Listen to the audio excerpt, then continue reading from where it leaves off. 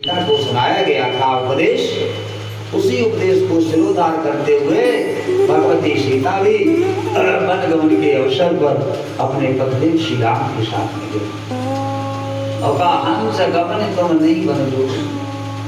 हंस गमन है, हमने कहा हम तो हंस गमन है, हम तो बन के जाने योग्य नहीं है और तुम तो बन के जाने योग्य हो, तुमको तो जाना चाहिए।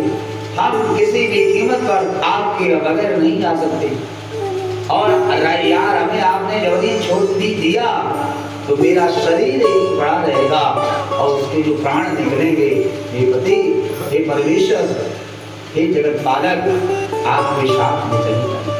भगवान ने सोचा व्यवस्था बिगड़ जाएगी, इसलिए अच्छा है आप ही हमारे साथ चलिए। यही धर्म मैना और ब्राह्मणी के द्वारा समझाया गया।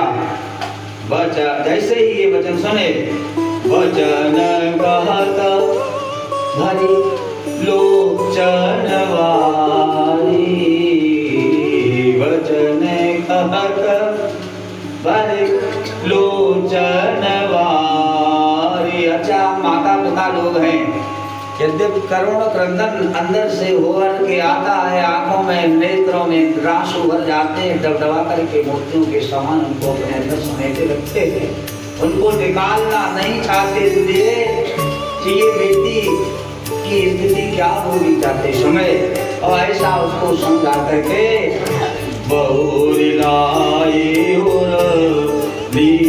कुमारी और संगीत में समझा कर तो अपने हृदय से उसको लगाया और अंक भर के माता बार बार बैठ रही है और करुण बंधन प्रारंभ हो गया। अंत में वो माँ कहने लगी, हे विधाता तुझे क्या हो गया, तुमने इस नारी को क्यों बनाया? बनाया तो इस माँ ने जिसने पाला पोषा जना, तो इसका वियोग हो किया। तत विधि सजी नारी जग माई, गत विधि सजी नारी जग माई, पराधीन सपने सुनाई। हे दाता, आपने नारी को क्यों बनाया? नारी स्वरूप को नहीं बनाना चाहिए, कारण यह पराधीन है, यह परतंत्र है। कैसे परतंत्र है?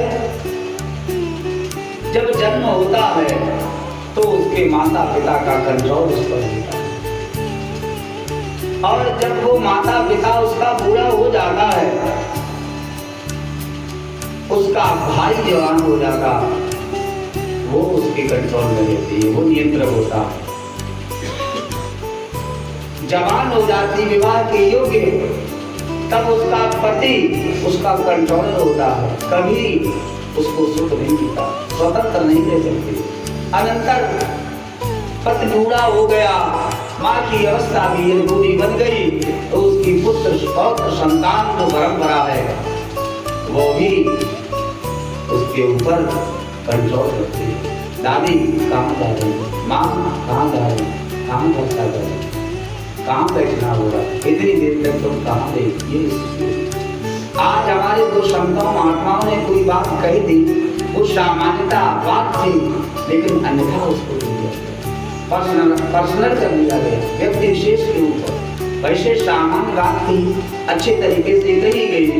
यही बात आज मैना जी कह रही है, पराधीन सपने सुना।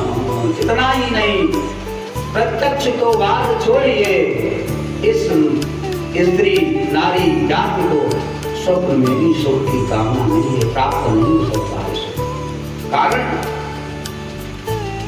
तत्परता है, सदा सहता है, सेवा का भाव है, और जो सेव्य भाव में रहता है, सेवा भाव में रहता है, उसे पैर फैला करके नीचे कहाँ रखी।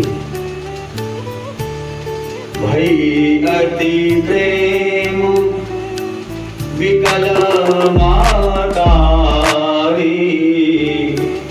धीरज कीन तो समय विचारी। अरे सावधान हूँ, मैं माँ हूँ, मैं भी तो पराई बेटी थी, आ गई और आज इस बेटी को अपना कहने लगी, सावधान हो गई।